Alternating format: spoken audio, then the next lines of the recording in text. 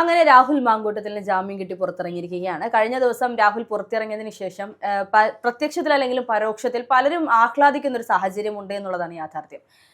ഈ പറയുന്നത് പോലെ അതിജീവിതയ്ക്കൊപ്പം എന്ന് പറയുന്നവർ പോലും രാഹുൽ പുറത്തിറങ്ങിയപ്പോൾ അതിജീവിതനൊപ്പമായി എന്നുള്ളതാണ് ഇപ്പോൾ നമുക്ക് മനസ്സിലാക്കാൻ സാധിക്കുന്നത്. രാഹുൽ മാങ്കൂട്ടത്തിൽ ഇപ്പോൾ കഴിഞ്ഞ നമ്മൾ കുറെ ദിവസങ്ങൾക്ക് മുൻപ് ചർച്ച ചെയ്തതുപോലെ നിയമസഭാ തെരഞ്ഞെടുപ്പിന് മുന്നോടിയായി ഇത്രയും നാളുകൾക്ക് മുൻപ് പുറത്തിറങ്ങുമ്പോൾ ഇനി ഒരു പരാതി വന്നില്ലെങ്കിൽ രാഹുൽ മാങ്കൂട്ടത്തിൽ നിയമസഭയിൽ സജീവമായി തന്നെ നിയമസഭാ തെരഞ്ഞെടുപ്പിൽ പങ്കെടുക്കാൻ അല്ലെങ്കിൽ ഇത്തരത്തിൽ പ്രചാരണത്തിനും മറ്റും ഇറങ്ങാനും അല്ലെങ്കിൽ താൻ തന്നെ ഒരു സ്വതന്ത്ര സ്ഥാനാർത്ഥിയായി ഏതെങ്കിലും മണ്ഡലത്തിൽ മത്സരിക്കാനുള്ള സാധ്യതകളുണ്ടോ?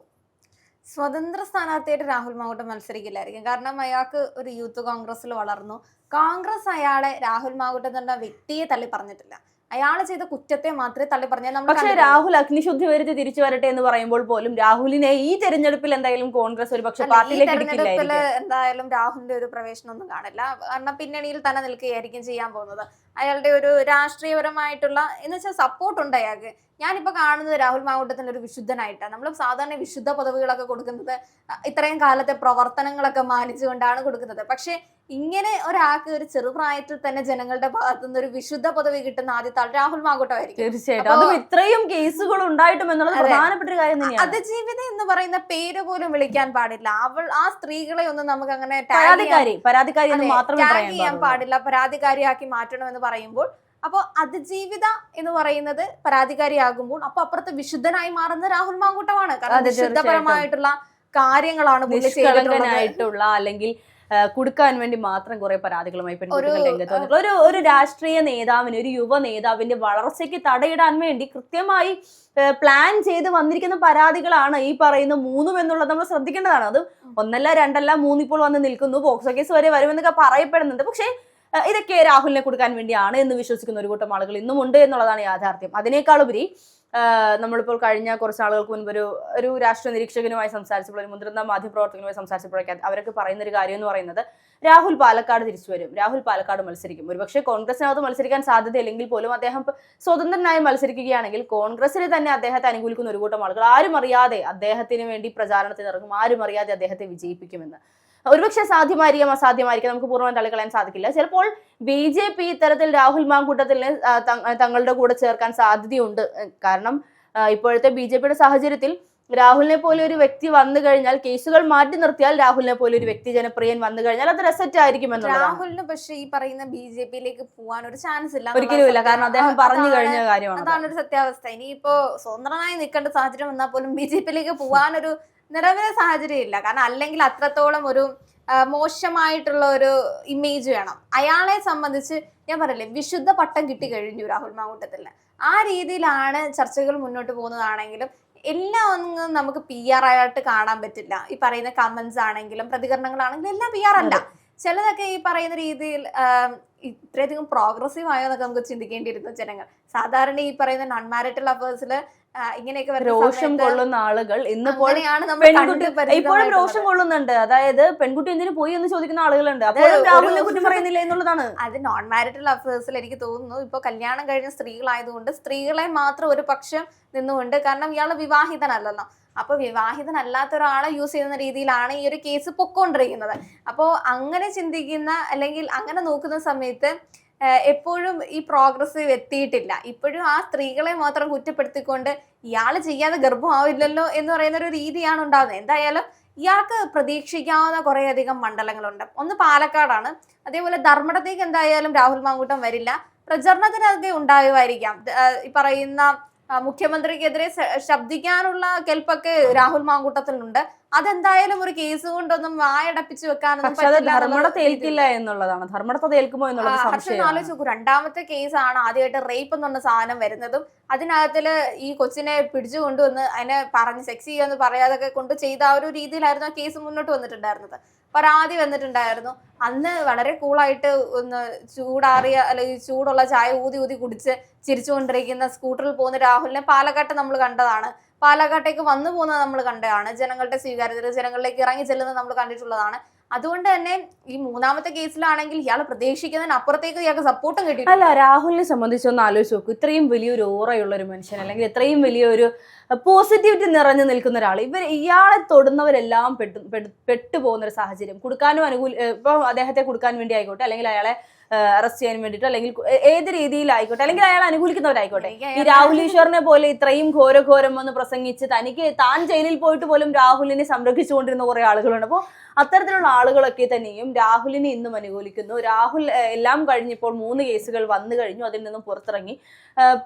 പീഡിപ്പിച്ചിട്ടുണ്ട് എന്നുള്ളത് യാഥാർത്ഥ്യമാണ്, പ്രഗ്നന്റ് ആയിട്ടുണ്ട് എന്നുള്ളത് യാഥാർത്ഥ്യമാണ്, ഗർഭചിത്രം നടത്തിയിട്ടുണ്ട് എന്നുള്ളത് യാഥാർത്ഥ്യമാണ്. പക്ഷേ രാഹുൽ തെറ്റുകാരനല്ല. അതാണ് ഹൈലൈറ്റ് എന്ന് പറയുന്നത്. അതൊക്കെ ഹർഷ ആദ്യം പറഞ്ഞ പോലെ രാഹുലിന്റെ ഓറയിൽ പിറന്ന ദിവ്യ ഉണ്ണികളായിരിക്കും അതൊക്കെ. നമുക്കത് പറയാൻ സാധിക്കില്ല. രാഷ്ട്രീയപരമായിട്ട് നോക്കുകയാണെങ്കിൽ അയാൾക്ക് യാതൊരു എതിർപ്പുകളില്ല. കാരണം അയാളെന്ന രാഷ്ട്രീയക്കാരനെ പലർക്കും ഇഷ്ടമാണ്. അതുകൊണ്ട് തന്നെ ഞാൻ ചില കമന്റിലൊക്കെ കണ്ടു, വീണ ജോർജിനെതിരെ രാഹുൽ മാങ്കൂട്ടം മത്സരിക്കണം, അവളെ ഞങ്ങൾക്ക് തോപ്പിക്കണം, നീ തന്നെ വന്ന് മത്സരിക്കണം എന്ന രീതിയിൽ അഭിപ്രായങ്ങളൊക്കെ വരുന്നത് ഞങ്ങൾ കണ്ടു. അപ്പോ അവിടെയാണെങ്കിലും രാഹുൽ മാങ്കൂട്ടം എന്ന് പറയുന്ന പീഡകനെ ആയിരിക്കും അവിടെ അഡ്രസ് ചെയ്ത് ഇയാൾ മത്സരിക്കുകയാണെങ്കിൽ കാണിക്കാൻ പോകുന്നത്. ആ ഒരു സാഹചര്യത്തിൽ രാഹുൽ മാങ്കൂട്ടം അങ്ങാണം വീണ ജോർജിനെതിരെ മത്സരിച്ച് ഇവർ ഇത്രത്തോളം പറഞ്ഞിട്ട് വീണ ജോർജ് തോറ്റു പോവുകയാണെങ്കിലുള്ള ഒരു അവസ്ഥ ഒന്ന് ആലോചിച്ച് നോക്കുക. പക്ഷേ പിന്നെ ഇവർക്ക് എന്താ അപ്പം മണിയാശാന്റെ ഒരു പ്രതികരണം ഉണ്ടാവുമായിരിക്കാം, അപ്പോഴേ ഇത്രയും കാലം നിനക്കൊക്കെ നാണമില്ലേ അവനെ ജയിപ്പിക്കാൻ. അതെ, ഈ പറയുന്നത് പോലെ ഇത്രയും കേസുകൾ ഉണ്ടായിട്ട് ഒരു പീഡകനെയാണോ നിങ്ങൾക്ക് നിങ്ങളുടെ മേഖലയിൽ ഞങ്ങൾ ഇത്ര പാളിച്ച് വരുത്തിയിട്ടുണ്ടെങ്കിലും വീണ ജോർജ് ഒരു സ്ത്രീയല്ലേ, സ്ത്രീയെ പീഡിപ്പിച്ച ഒരു പീഡകനെയാണോ നിങ്ങൾ ഇവിടെ ജയിപ്പിച്ച് പോയിട്ടുണ്ടായിരുന്നത്? അതേപോലെ പല മണ്ഡലങ്ങളിൽ നിന്നും രാഹുലിന് വേണ്ടിയിട്ട് ഒരു ഡിമാൻഡ് ഉണ്ട്, അല്ലെങ്കിൽ അയാൾ മത്സരിക്കണം എന്ന് പറയുന്ന ആഗ്രഹം വരുന്നുണ്ട്. അതൊക്കെ അയാൾ എന്ന് പറയുന്ന വിശുദ്ധന്റെ ഓറ കൊണ്ട് സംഭവിക്കുന്നതായിരിക്കും. നമുക്കത് പറയാൻ പറ്റില്ല. കാരണം അല്ലെങ്കിൽ ഇത്തരത്തിലൊരു വളരെ ക്രൂഷ്യൽ ആയിട്ടുള്ള കേസുകളൊക്കെ വന്നിട്ടുള്ള ആളെ ജനങ്ങൾ ഇങ്ങനെ സപ്പോർട്ട് ചെയ്യുന്നു, അല്ലെങ്കിൽ ജനങ്ങൾ തന്നെ പല മണ്ഡലങ്ങളിലേക്ക് എക്സ്പെക്ട് ചെയ്യുന്നു. നമുക്ക് സാധിക്കില്ല എന്ന് അറിഞ്ഞാൽ പോലും ധർമ്മടത്തേക്ക് പിണറായി വിജയനെതിരെ രാഹുൽ മാങ്കൂട്ടം തന്നെ നിൽക്കണം. അതിനകത്ത് നേരത്തെ ഹർഷ പറഞ്ഞില്ലേ, ഇപ്പൊ പൊളിറ്റിക്കലി അവനെ ഇല്ലാതാക്കാം എന്ന് പറഞ്ഞ് ഫാബ്രിക്കേറ്റഡ് ആയിട്ടുണ്ടാക്കിയ കേസുകൾ, അല്ലെങ്കിൽ ആ കേസുകൾ ഒന്നുമല്ല നിന്നെ തോൽപ്പിക്കാനുള്ള ആ ഒരു ബലം ഇപ്പോഴും എനിക്കുണ്ട് എന്ന് ജനങ്ങൾ അല്ലെങ്കിൽ പിണറായി വിജയനെ കാണിച്ചു കൊടുക്കാൻ വേണ്ടിയിട്ട്. പിണറായി വിജയനോട് ഒരു വൈരാഗ്യമാണോ എന്താണെന്ന് മനസ്സിലാവുന്നില്ല. രാഹുൽ മാങ്കൂട്ടം അവിടെ മത്സരിക്കണമെന്ന് ആവശ്യപ്പെടുന്ന ആൾക്കാരുണ്ട്. അതേപോലെ തിരുവനന്തപുരത്തേക്ക് ഞാൻ അങ്ങനെ രാഹുലിന്റെ പേര് കേട്ടിട്ടില്ല. ഈ പറയുന്ന മധ്യ തിരുവിതാംകൂർ മണ്ഡലങ്ങളിലും അതേപോലെ മലബാർ ഏരിയകളിലുമാണ് രാഹുൽ മാങ്കൂട്ടത്തിന്റെ ആ ഒരു അല്ലെങ്കിൽ മത്സര രംഗത്തേക്ക് വരണമെന്ന് കൂടുതലായിട്ടും ഈ പറയുന്ന ആഗ്രഹം പറയുന്നത്. പിന്നെ അയാളുടെ സ്വന്തം തട്ടകമായിട്ടുള്ള പാലക്കാട് ഒരു പക്ഷേ സരിൻ രംഗത്തേക്ക് വരാനുള്ള ചാൻസ് ഉണ്ട്. കാരണം സരിന് ഈ പറയുന്ന രാഹുൽ മാങ്കൂട്ടം എന്ന് പറയുന്ന ആള്, സരിനായിരുന്നല്ലോ ആദ്യം അവിടെ മത്സരിക്കുമെന്ന് കോൺഗ്രസ് പക്ഷത്തു നിന്നൊരു അഭിപ്രായം ഉണ്ടായിട്ടുണ്ടായിരുന്നത്. അപ്പൊ അങ്ങനെ ഒരു സാഹചര്യത്തിലാണ് രാഹുൽ മാങ്കൂട്ടത്തിന്റെ ഒരു സർപ്രൈസ് ആയിട്ട് അവിടെ സ്ഥാനാർത്ഥി പ്രഖ്യാപനം ഉണ്ടാവുന്നത്. അതിന് ഈ പറയുന്ന ഷാഫി പറമ്പിലാണെങ്കിലും വി ഡി സതീശനാണെന്ന് പറയുന്നത് നമ്മൾ കേട്ടതാണ്. ഇതൊന്നും ഒരു വ്യക്തിപരമായ താല്പര്യം എന്നതിന്റെ അപ്പുറത്തേക്കും രാഹുൽ മാങ്കൂട്ടത്തിന് ജനങ്ങളോടുള്ള ഒരു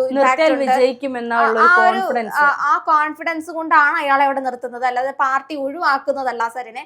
അങ്ങനെ സരിൻ CPM-ലേക്ക് പോകുന്ന ഒരു പ്രവേശനമൊക്കെ കണ്ടു. പക്ഷേ സരിൻ തിരിച്ചു വരികയാണെങ്കിൽ ചിലപ്പോൾ നമ്മൾ കൂടുതലായിട്ടും സരിന്റെ അല്ലെങ്കിൽ ഈ പ്രസംഗങ്ങളൊന്നും കണ്ടില്ല. നമ്മൾ പലപ്പോഴും പ്രതീക്ഷിക്കുന്ന ഒരു കാര്യമാണ്, സരിനെ വെട്ടിയിട്ടാണ് രാഹുൽ മാങ്കൂട്ടം പാലക്കാട് ജയിച്ചത്. പക്ഷേ എന്നിട്ടും രാഹുൽ മാങ്കൂട്ടത്തിൽ ഇത്രയും കേസുകൾ വന്നിട്ടും സരിൻ എന്തുകൊണ്ടായിരിക്കാം രാഹുൽ മാങ്കൂട്ടത്തിനെ എതിർത്തൊരു വലിയ ഘോര പ്രസംഗങ്ങളൊന്നും നടത്തായിരുന്നത്? കാരണം പാലക്കാടിന്റെ ആളാണ് സരിൻ എന്ന് പറയുന്നത്. അപ്പോൾ അതേപോലെ തന്നെ കോൺഗ്രസിൽ പ്രവർത്തിച്ചിരുന്ന ഒരാളാണ്. അപ്പൊ അയാൾക്ക് കൂടുതലായിട്ടും രാഹുൽ മാങ്കൂട്ടത്തിനെ പറ്റി അറിയാം. അയാൾ രാഷ്ട്രീയപരമായിട്ടൊന്നും അപ്പുറത്തേക്കും ഇതിനെയൊന്നും വലിയ അഡ്രസ് ചെയ്ത് സംസാരിക്കുന്നത് നമ്മൾ കണ്ടിട്ടില്ല. ചിലപ്പോൾ CPM-ന്റെ ഭാഗത്തു നിന്നും എന്തെങ്കിലുമൊക്കെ നീക്കങ്ങൾ ഉണ്ടായിരിക്കാം. പക്ഷെ നേരത്തെ ഒന്ന് സൂചിപ്പിച്ച പോലെ അടുത്ത ഒരു കേസ് വന്നില്ലെങ്കിൽ എവിടെയെങ്കിലുമൊക്കെ മത്സരിക്കാൻ നമുക്ക് രാഹുൽ മാങ്കൂട്ടത്തിനെ കാണാൻ പറ്റും. ഇപ്പൊ ചിലപ്പോൾ താൽക്കാലികമായിട്ടുള്ള റെസ്റ്റ് കൊടുത്തിരിക്കുകയായിരിക്കാം. ഒരു നിയമസഭ അടുക്കുമ്പോഴത്തേക്കും ഒരു 4ാമത്തെ കേസ് അണിയറയിൽ ഇങ്ങനെ ഒരുങ്ങിക്കൊണ്ടിരിക്കുകയായിരിക്കാം. അപ്പോൾ പുള്ളി ഒരു റെസ്റ്റ് ഇല്ലാതെ പാലക്കാട്ടേക്ക് എത്തുന്നു, അവിടുന്ന് പോലീസ് പിടിക്കുന്നു, വീണ്ടും ജയിലിലേക്ക് പോകുന്നു, വീണ്ടും കോടതികൾ കയറിയിറങ്ങുന്നു, പുറത്തിറങ്ങുന്നു, കോടതിയിൽ നിന്ന് ജാമ്യം കിട്ടുന്നു. കാരണം ജാമ്യം കിട്ടാത്ത വകുപ്പുകൾ, അല്ലെങ്കിൽ അയാളൊരു ബുദ്ധിമാനായിട്ടുള്ള ഒരു വിശുദ്ധനാണ്. അതുകൊണ്ട് തന്നെ അങ്ങനെ കിട്ടാത്തൊരു വകുപ്പുകളൊന്നും തനിക്കെതിരെ വരില്ല എന്നുള്ളൊരു കോൺഫിഡൻസ് അയാൾക്കുണ്ട്. തിരിച്ച് മണ്ഡലത്തിലേക്ക് വരുന്നു, അടുത്ത കേസ് വരുന്നു. പക്ഷെ അദ്ദേഹത്തിന്റെ ഒരു കോൺഫിഡൻസ് ആയിരുന്നു അറസ്റ്റ് ചെയ്യപ്പെടില്ല എന്നുള്ളത്. ആ കോൺഫിഡൻസിന് പൂർണ്ണമായും തച്ചു തകർത്തുകൊണ്ട് ഒരു അറസ്റ്റ് ഉണ്ടായിട്ടുണ്ട്. അപ്പോൾ ഈ പറയുന്നത് പോലെ തനിക്കെതിരെ അത്ര വലിയ കേസൊന്നും വരില്ല എന്ന് പറയുന്നിടത്ത് പോക്സോ കേസൊക്കെ ഉണ്ടെങ്കിൽ അതൊക്കെ പുറത്ത് വന്നു കഴിഞ്ഞാൽ ഇപ്പോഴുള്ള ഈ വിശുദ്ധ പദവി പോലും പൂർണ്ണമായും ഇല്ലാതെയാകുമെന്നുള്ളതാണ്. അവിടെയും വിശ്വസിക്കുന്ന ഒരു കൂട്ടം ആളുകൾ ഉണ്ടാവും കേട്ടോ. കാരണം രാഹുലിനെ കൊടുക്കാൻ CPM-ന്റെ പുതിയ തന്ത്രം, ഉമ്മൻചാണ്ടിയെ സരിതയെ കൊണ്ട് കൊടുക്കാൻ ശ്രമിച്ചതുപോലെ രാഹുലിനെ ഒന്നിലധികം പെൺകുട്ടികളെ കൊണ്ടുവന്ന് കൊടുക്കാൻ ശ്രമിക്കുന്നു എന്ന് പറയുന്ന CPM-ന്റെ പഴയ പല തന്ത്രങ്ങളും ഇന്ന് CPM-ന് വിനയാകുന്നുണ്ട് എന്നുള്ളതാണ് യാഥാർത്ഥ്യം. എന്തായാലും ഈ രാഹുൽ മാങ്കൂട്ടത്തലിന് രാഷ്ട്രീയ ജീവിതം ഒന്നും അവസാനിച്ചിട്ടില്ല. അയാൾക്ക് ഇപ്പോഴും ഈ രാഷ്ട്രീയപരമായിട്ട് അനുകൂലമായിട്ടുള്ള സാഹചര്യമാണ് കേരളത്തിലെ പല മണ്ഡലങ്ങളിലും നടന്നുകൊണ്ടിരിക്കുന്നത്. പിന്നെ ആകെ ഈ തലസ്ഥാനത്തേക്ക് വരാതിരിക്കാനുള്ള കാരണം എന്ന് വെച്ച് കഴിഞ്ഞാല്, പക്ഷെ നേരത്തെ പറയുന്ന BJP കോൺഫിഡൻസ് ഉണ്ടല്ലോ, അവിടെ അല്ലെങ്കിൽ തദ്ദേശത്തിൽ കൈവിട്ട പോലെ പോയതുപോലെ കോൺഗ്രസിനാണെങ്കിലും ഒരു റിസ്ക് എടുക്കാൻ താല്പര്യം ഉണ്ടാവില്ല. നേരെ കൊണ്ടുവന്ന് ഇയാളെ തലസ്ഥാനത്ത് കൊണ്ട് പ്ലേസ് ചെയ്ത് അവിടെ നിന്ന് കാണാൻ തോറ്റുപോയി കഴിഞ്ഞാൽ അതിലും വലിയൊരു നാണക്കേട് വരാനില്ലല്ലോ. അപ്പൊ അതുകൊണ്ട് അയാൾക്ക് അനുകൂലമായിട്ടുള്ള മണ്ഡലങ്ങളിൽ ഇപ്പൊ പ്രവർത്തനം, എനിക്ക് തോന്നിയിട്ടുള്ളൊരു കാര്യം എന്ന് പറയുന്നത്, അല്ലെങ്കിൽ തീരുമാനമായിട്ടുള്ള ഒരു കാര്യം എന്ന് പറയുന്നത് ഷെയർ ചെയ്ത് കൊടുക്കുക എന്നുള്ളതാണ്. തിരുവിതാംകൂർ ഒരു വിഭാഗത്തിന്, അതേപോലെ മധ്യ തിരുവിതാംകൂർ ഒരു വിഭാഗത്തിന്, മലബാർ ഏരിയ ഒരു വിഭാഗത്തിന്, അങ്ങനെയാണ് പാർട്ടി കോൺഗ്രസിന്റെ പ്രവർത്തനങ്ങൾ നടന്നു പോകാൻ പോകുന്നത്. അപ്പൊ അതിന്റെ അല്ലെങ്കിൽ സമന്വയമായിട്ടുള്ള മീറ്റിംഗ് ഒക്കെയാണ് ശശി തരൂരുമായിട്ടും അതേപോലെ ഈ പറയുന്ന പ്രധാന കോൺഗ്രസ് നേതാക്കന്മാരുമായിട്ട് നടന്നുകൊണ്ടിരിക്കുന്നത്. അപ്പോ രാഹുൽ മാങ്കൂട്ടത്തലിനെ ഹോൾഡ് ചെയ്ത് വെച്ചിരിക്കുകയാണ്. അതുകൊണ്ട് തന്നെയാണ് അവർ പറഞ്ഞത് പാലക്കാട് നിർണയം നമ്മൾ പതുക്കെ നടത്തുന്നുള്ളൂ എന്നുള്ളത്. അത് പതുക്കെ തന്നെ നടത്തുമ്പോൾ ഇയാളെ ഒഴിവാക്കാന്നതിന്റെ അപ്പുറത്തേക്കും ഇയാൾ സ്ഥാനാർത്ഥിയായിട്ടുണ്ടായില്ലെങ്കിൽ പോലും, പക്ഷെ പാലക്കാട് തിരഞ്ഞെടുപ്പ് രാഹുലിന്റെ കൂടെ നിർണായകമായിട്ടുള്ള ഒരു തെരഞ്ഞെടുപ്പാണ്. കോൺഗ്രസിന്റെ സ്ഥാനാർത്ഥിയാണ് ജയിക്കുന്നതെങ്കിൽ അത് ഉറപ്പായിട്ടും നമുക്ക് രാഹുൽ മാങ്കൂട്ടം ജയിക്കുന്ന പോലെ കണക്കാക്കേണ്ടി വരും. അപ്പോ ആ ഒരു രീതിയിലാണ് നിലവിലെ ഒരു രാഷ്ട്രീയ കളം പോകുന്നത്. എന്തായാലും രാഹുൽ മാങ്കൂട്ടത്തിന്റെ സർപ്രൈസ് എൻട്രിക്ക് വേണ്ടിയിട്ടും അയാളുടേതായിട്ടുള്ള എന്താണ് ഈ പറയുന്ന നിയമസഭയിലെ, കാരണം ഇയാള് ജയിലിൽ പോയില്ലായിരുന്നെങ്കിൽ കുറെ തീപ്പൊരി പ്രസംഗമായിരുന്നു ഇപ്പൊ നടന്നുകൊണ്ടിരിക്കേണ്ടത്. അതാണ് ജനങ്ങൾ ശരിക്കും മിസ് ചെയ്യുന്നതെന്ന് തോന്നുന്നു. എനിക്ക് ഷാഫി, VD സതീശൻ, ഈ ആൾക്കാരുടെയൊക്കെ പ്രസംഗത്തിന്റെ ഇടയിൽ വരേണ്ടിയിരുന്ന ഒരു പ്രസംഗമായിരുന്നു പാലക്കാട് നിന്ന് രാഹുൽ മാങ്കൂട്ടത്തിൽ. എന്തായാലും റെസ്റ്റിൽ നിന്ന് പുറത്തേക്ക് വരട്ടെ, പുറത്തേക്ക് വന്ന് ജനങ്ങളെ കാണട്ടെ. കാരണം പാലക്കാട് ജനങ്ങൾ ഇപ്പോഴും നിങ്ങളോടൊപ്പം തന്നെയാണ്. അപ്പോൾ അവരെ അഡ്രസ് ചെയ്ത് സംസാരിക്കാനുള്ള ഒരു യോഗ്യത നിങ്ങൾക്കുണ്ടോ എന്നുള്ളത് അവരാണ് തീരുമാനിക്കുന്നത്.